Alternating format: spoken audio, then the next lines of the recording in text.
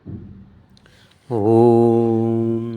गम गणपति नमः। ईश्वर बोले है मुनीश्वर, स्वरूप के विस्मरण से जो इस प्रकार होता है कि मैं मारने वाला हूँ, मैं दुखी हूँ, सो अनात्मा में अहम प्रतीति करके ही जीव दुख का अनुभव करता है। जैसे स्वप्न में पुरुष अपने को पर्वत से गिरता देख के दुखी होता है और अपने को मृतक देखता है, वैसे ही जीव स्वरूप के प्रमाद से अनात्मा में आत्मा अभिमान करके आपको दुखी देखता है। हे मुनीश्वर, शुद्ध चैतन्य तत्व में जो चित भाव हुआ है, वही चित कला चेतने से जगत का कारण हुआ है, परंतु वास्तव में स्वरूप से भिन्न नहीं है।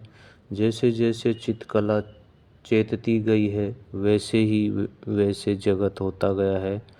वह चित्त का कारण भी नहीं हुआ, और जब कारण ही नहीं हुआ तब कार्य किसको कहिए। हे मुनीश्वर, न चित्त है, न चेतन है, न चेतने वाला है, न दृष्टा है, न दृश्य है और न दर्शन है।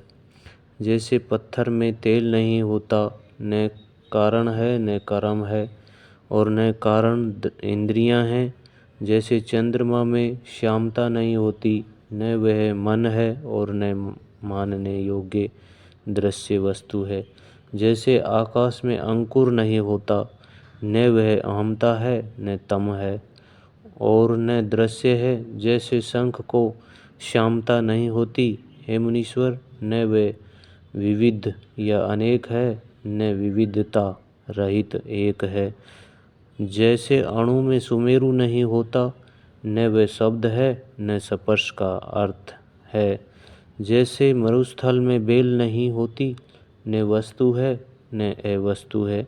जैसे बर्फ में उष्णता नहीं होती, न शून्य है न अशून्य है, न जड़ है न चेतन है। जैसे सूर्यमंडल में अंधकार नहीं होता, हे मुनीश्वर, शब्द और अर्थ इत्यादि की कल्पना भी उसमें नहीं। जैसे अग्नि में शीतलता नहीं होती, वह तो केवली भाव अद्वैत चिन्ह मात्र तत्व है। स्वरूप से किसी को कुछ भी दुख नहीं होता। हे मुनीश्वर, जगत और जगत जानकर अभावना करना और आत्मा को सत्य जानकर भावना करना, इस भावना से सब अनर्थ निवृत्त हो जाते हैं। पर यह और किसी उपाय से नहीं प्राप्त होती, अपने आप ही प्राप्त होती है और अनादि ही सिद्ध है। जब उस आत्मा की ओर भावना होती है तब सब भ्रम मिट जाते हैं, और जब अनात्म भावना होती है सब उसका पाना कठिन होता है। जो यतन के साथ है सो यतन बिना नहीं पाया जाता। आत्मा निर्विकल्प अद्वैत और सब से अतीत है, उसे अभ्यास बिना कैसे पा सकते हैं। अनात्म तत्व परम एक स्वच्छ तेज का भी प्रकाशक, स्वर्गत, निर्मल, नित्य, सदा उदित, शक्ति रूप, निर्विकार और निरंजन है। घटपट, वृक्ष, गादी, वानर, दैत्य, देवता, समुद्र, हाथी इत्यादि स्थावर जंगम रूप जो कुछ जगत है, सब का साक्षी रूप होकर आत्म तत्व स्थित है और दीपक की तरह सबको प्रकाशित करता है। आप सर्व क्रियातीत है, पर उसी से सब कार्य सिद्ध होते हैं। वह सर्व क्रिया संयुक्त भाषित होता है और सर्व विकल्प से रहित जड़वत भी भाषित होता है, परंतु वास्तव में परम चैतन्य है। आत्म तत्व सब चेतन का सार, चेतन, निर्विकल्प और परम सूक्ष्म है और अपने आप में किंचन हो भाषित होता है। अपने ही प्रमाद से रूप, अवलोक और नमस्कार की त्रिपुटी भाषित होती है। जब बोध होता है तब ज्यों का त्यों आत्मा भाषित होता है। नित्य, शुद्ध, निर्मल और परमानंद रूप के प्रमाद से चैतन्य चित्त भाव को प्राप्त होता है। जैसे साधु भी दुर्जन के संग से असाधु हो जाते हैं, वैसे ही अनात्मा के संग से यह नीचता को प्राप्त होता है। जैसे सोना दूसरी धातु के मेल से खोटा हो जाता है और जब शोधा जाता है तब शुद्धता को प्राप्त होता है, वैसे ही अनात्मा के संग से यह जीव दुखी होता है। जब अभ्यास और यत्न करके अपने शुद्ध रूप को पाता है तब वही हो जाता है। जैसे मुख के श्वास से दर्पण मलिन हो जाता है तो उसमें मुख नहीं देख पड़ता, पर जब मलिनता मिट जाती है तब शुद्ध होता है और उसमें मुख स्पष्ट देखने में पड़ता है। वैसे ही चित्त संवेदन के प्रमाद से चेतने के कारण जगत भ्रम भासित होने लगता है और आत्म स्वरूप नहीं भासित होता। जब यह जगत सत्ता स्फुरण सहित दूर होगी तब आत्म तत्व ज्ञात होगा और जगत की सत्यता पर असत्यता प्रतीत होगी जगत की। हे मुनीश्वर, जब शुद्ध संवित में चेतना निर्वृत्त होता है तब जीव अहम भाव को प्राप्त होता है और अहंकार को प्राप्त होने से अविनाशी रूप को विनाशी जानता है। हे मुनीश्वर, स्वरूप से कुछ भी उत्थान होता है तो उससे स्वरूप से गिरकर कष्ट पाता है। जैसे पहाड़ से गिरी चीज नीचे चली जाती है और चूर्ण हो जाती है, वैसे ही जब जीव स्वरूप से उत्थान होता है और अनात्मा में अभिमान और अहम प्रतीति होती है तब जीव अनेक दुखों को प्राप्त होता है। हे मुनीश्वर, सब पदार्थों की सत्ता आत्मा रूप में है। उसके अज्ञान से जीव देव तत्व को प्राप्त होता है। जब उसका बोध होगा तब देवत्व भाव निर्वृत्त हो जाएगा। वह आत्मा शुद्ध और चिन्मात्र स्वरूप है। उसी की सत्ता से देह इंद्रिय आदि भी चेतन होते और अपने अपने विषय को ग्रहण करते हैं। जैसे सूर्य के प्रकाश से सब जगत का व्यवहार होता है, प्रकाश के बिना कोई व्यवहार नहीं होता, वैसे ही आत्मा का सत्ता से देह इंद्रिय आदि का व्यवहार होता है और वे अपने अपने विषय को ग्रहण करती है। हे मुनीश्वर, जो नेत्र में मुख्य श्यामता है वह अपने आप में रूप को ग्रहण करती है। उसका बाहर के विषय से संयोग होता है और उस रूप का जिसमें अनुभव होता है वही परम चैतन्य सत्ता है। त्वचा, इंद्रिय और स्पर्श का जब संयोग होता है तब इन जड़ों का जिससे अनुभव होता है वही साक्षीभूत परम चैतन्य सत्ता है। नासिका इंद्रिय का जब गंध तन्मात्रा से संयोग होता है तब उसके संयोग में जो अनुभव सत्ता है वही परम चैतन्य है। इसी प्रकार शब्द, स्पर्श, रूप, रस, गंध इन पांचों विषयों को श्रोत्र, नेत्र, त्वचा, रसना, नासिका इन पांचों इंद्रियों से मिलकर जानने वाला साक्षीभूत परम चैतन्य आत्म तत्व है। वह मुख्य संवित परम चैतन्य कहता है और जो बहिर्मुख होकर दृश्य से मिला है वह मलिन चित्त कहता है। जब वही मलिन रूप अपने शुद्ध स्वरूप में स्थित होता है तब शुद्ध होता है। माया के गुणों से मिलकर अपने को कुछ मानना यही अहंकार और कहलाता है। हे मुनीश्वर, यह सब जगत आत्म स्वरूप है और शिलाघन की नाई अद्वैत और सब विकारों से रहित है। इसका न उदय होता है और न अस्त। संकल्प के वश से जीव भाव को प्राप्त होता है और संकल्प के निवृत्त होने पर परमात्मा रूप हो भासता है। हे मुनीश्वर, आदि चित्कला जीव रूपी रथ पर आरूढ़ है। जीव अहंकार रूपी रथ पर आरूढ़ है। अहंकार बुद्धि रूपी रथ पर आरूढ़ है। बुद्धि मन रूपी रथ पर आरूढ़ है। मन प्राण रूपी रथ पर चढ़ा है। प्राण इंद्रिय रूपी रथ पर चढ़े हैं। इंद्रियों का रथ देह है और देह का रथ पदार्थ है। जो कर्म इंद्रियां करती हैं उसी के वश में हो जाता है। जरा मरण रूपी संसार पिंजड़े में भरमती है। इस प्रकार यह चक्कर चलता ही रहता है। माया के गुणों से मिलकर अपने को मैं समझता है।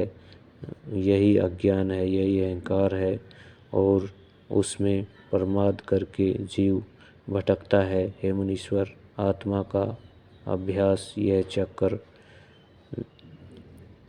विरूप है। जैसे स्वप्नपुर में जो नाना प्रकार के पदार्थ भासित होते हैं वे वास्तव में कुछ नहीं है, वैसे ही यह जगत वास्तव में कुछ नहीं है। जैसे मृग तृष्णा की नदी भ्रम से भासित होती है वैसे ही यह जगत भ्रम से भासित होता है। हे मुनीश्वर, मन का रथ प्राण है।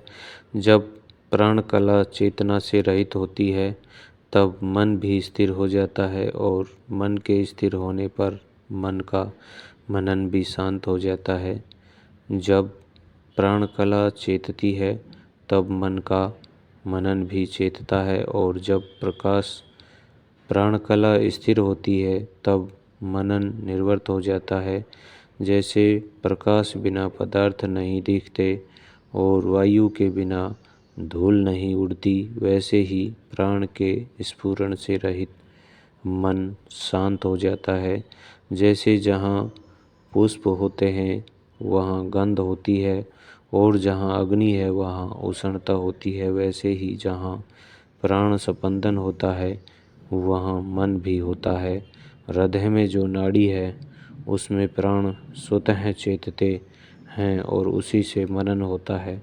समित स्वच्छ रूप है, वह जड़ चेतन सर्वत्र भासती है और संवेदन प्राण कला में चेतती है। हे मुनीश्वर, आत्म सत्ता सर्वत्र अनुस्यूत होने पर भी जहाँ प्राण कला होती है वहीं भासित होती है और जहाँ प्राण कला नहीं होती वहाँ नहीं भासित होती। जैसे सूर्य का प्रकाश सब जगह होता है परंतु जहाँ उज्ज्वल स्थान जल अथवा दर्पण होता है वहीं प्रतिबिंब पड़ता है और जगह नहीं। वैसे ही आत्मसत्ता सर्वत्र है परंतु जहाँ प्राण कला पुर्यष्ट का होती है वहीं भासित होती है और जगह नहीं। जैसे दर्पण में मुख का प्रतिबिंब दिखता है, शिला में नहीं दिखता, वैसे ही पुर्यष्ट का जो मन रूप है सो सब का कारण है और अहंकार बुद्धि इंद्रियां उसी के भेद हैं जो आप ही से कल्पित है। सब दृश्य जाल उसी से उदय होता है और किसी वस्तु से नहीं। यह भली प्रकार अनुभव किया गया है। इससे मन ही देह आदि कर्मों में प्रवृत्त होता है और सब वस्तुएं उसी से भासित होती हैं। ईश्वर बोले, मुनीश्वर, आत्मसत्ता बिना जीव जड़वत होता है और आत्मसत्ता से चेतन होकर चेष्टा करता है। जैसे चुंबक पाषाण की सत्ता से जड़ लोहा चेष्टा करता है, वैसे ही सर्वगत आत्मा की सत्ता से जीव चेतता है और आत्मसत्ता भी जीव कला में भासित है और जगह नहीं भासती।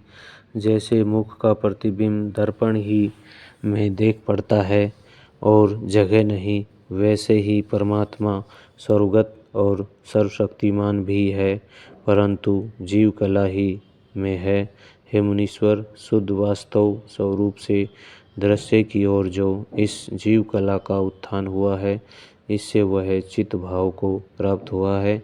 जैसे शूद्र की संगति करके ब्राह्मण भी अपने को शूद्र मानने लगता है, वैसे ही स्वरूप के प्रमाद से जीव कला अपने को चित्त जानने लगी है। अज्ञान से घिरा हुआ जीव महादीन भाव को प्राप्त होता है, जड़ देह के अभ्यास से कष्ट पाता है और काम क्रोध वात पित्त आदि से जलता है। जैसी जैसी भावना होती है वैसा ही वैसा कर्म वह करता है और उन कर्मों की भावनाओं से मिला भटकता है। जैसे रथ पर आरूढ़ होकर रथी चलता है वैसे ही जीवात्मा मन, प्राण और कर्मों से चलता है। हे मुनीश्वर, चैतन्य ही जड़ दृश्य जो अंगीकार करके जीवत्व को प्राप्त होता है और मन प्राण रूपी रथ पर चढ़कर पदार्थ की भावना से नाना प्रकार के भेद को प्राप्त हुआ सा स्थित होता है, वैसे ही जल ही तरंग भाव को प्राप्त होता है, वैसे ही चैतन्य ही नाना प्रकार का होकर स्थित होता है। निदान यह है, जीव कला आत्मा की सत्ता को पाकर वृत्ति में स्फुरण रूप होती है, जैसे सूर्य की सत्ता को पाकर नेत्र रूप को ग्रहण करते हैं, वैसे ही परमात्मा की सत्ता पाकर जीव वृत्ति में चेतता है और परमात्मा चित्त में स्थित हुआ स्फुरण रूप दिखता है। जैसे घर में दीपक होता है तब प्रकाश होता है, दीपक बिना प्रकाश नहीं होता। अपने स्वरूप को भुलाकर जीव दृश्य की ओर लगा है, इसी कारण आदि व्याधि से दुखी होता है। जैसे जब कमल डंडी के साथ लगता है तब उस पर भंवरे आकर बैठते हैं, वैसे ही जीव दृश्य की ओर लगता है तब दुख होता है और उससे जीव दीन हो जाता है। जैसे जल तरंग भाव को प्राप्त होता है, वैसे ही जीव अपनी क्रिया है बंधन को प्राप्त होता है, क्रिया से बंधन को प्राप्त होता है। जैसे जल तरंग भाव को प्राप्त होता है, वैसे ही जीव अपनी क्रिया बंधन को प्राप्त होता है क्रिया से। जैसे बालक अपनी परछाई को देखकर आप ही विचार से भय पाता है, वैसे ही अपने स्वरूप के प्रमाद से जीव आप ही दुख पाता है और दीनता को प्राप्त होता है। मुनीश्वर, चित्त शक्ति सर्वगत और स्वयं सिद्ध है, उसकी भावना करके जीव दीनता को प्राप्त होता है। जैसे सूर्य बादल से घिर जाता है, वैसे ही मूढ़ता से आत्मा का आवरण होता है, पर जब प्राणों का अभ्यास करता है तब जड़ता निवृत्त होती है और अपने आत्मरूप का स्मरण हो जाता है।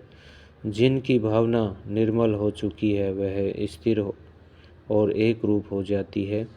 वे जीवन मुक्त होकर चिरकाल तक जीते हैं और हृदय कमल में प्राणों को रोककर शांति को प्राप्त होते हैं।